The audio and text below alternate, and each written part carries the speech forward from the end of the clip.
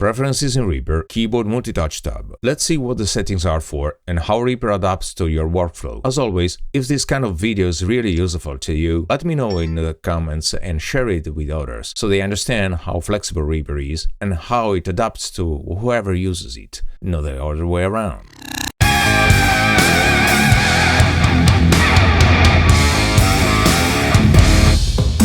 Commit changes in some edit fields after 1 second of no typing. This box is enabled by default and allows you to avoid pressing return when entering data in some fields. For example, in the transport, wanting to change the playback rate, I click the left button, insert the value, and after a second it's taken automatically. I don't have to press enter. It is useful when working quickly, where there is the risk of leaving the field forgetting to press enter.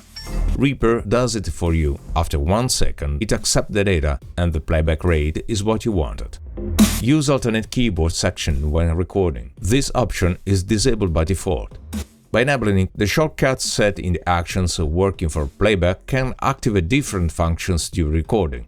So the same key combination activates different functions or macros depending on whether you are recording or not. I'll show you in an example. Actions, Show Action List. In the drop-down section, you have Main and Main Recording, which is what I'm talking about. So I have here the shortcut Alt+C, which activates a contextual toolbar and is toggle. I press once, it opens, I press it again, it closes.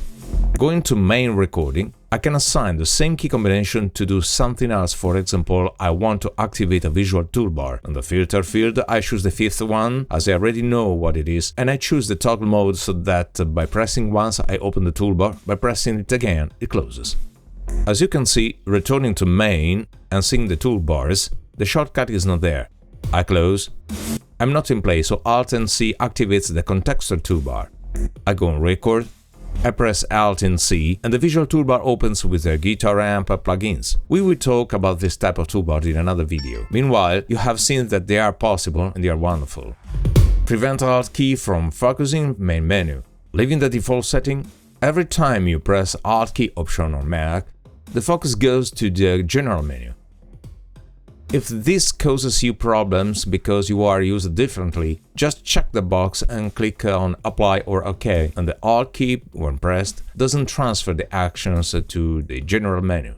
Allow space key to be used for navigation in various windows. In some cases, some of you may be used to navigating windows using the keyboard and checking the boxes using the space bar. By activating this option, you can do it, because normally the spacebar is dedicated to play. Pay attention, those who use versions prior to 6.36, there is a small bug. When you check the box, the Apply button doesn't activate. Click OK and the setting is accepted correctly.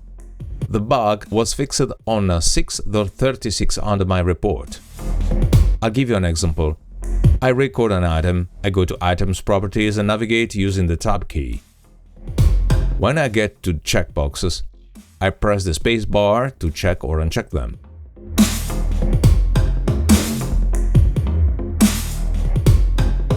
By deactivating the option and repeating the same operations, you see that the space bar simply activates play. Here below, there are 2 blue lines. Whenever you see the lines written in blue, they are links, actions. They are activated by clicking on them. They are shortcuts to commands that are useful for the settings window you are in. The first link, Assign keyboard shortcuts to actions or change existing shortcuts, does nothing but open Actions, Show Action List, useful for working quickly with the second checkbox that we have already seen. The second line, View keyboard shortcuts as printable, searchable web page, allows you to open the list of all shortcuts in the browser in order to have them quickly and easily under your eyes. The section below is dedicated to not multi-touch screens, but to multi-touch pads. You'll find the enabling of scrolling rather than reverse and so on, general parameters. If you want to use 𝐕𝐵R in multi-touch with a tablet, I recommend for Android devices TouchDo and for iOS DO Control, which also has the 𝐕𝐵R settings. You need to use RTP MIDI to make them communicate via Wi-Fi with 𝐕𝐵R. Links are below in the description, is a subject of another tutorial in the near future. And here again the link that opens the Actions window in case you need to quickly assign some action to the Multitouch. Consider supporting this channel by becoming patrons or even just pay me a drink. Below the links to do it. That's it for the moment. Thanks for watching.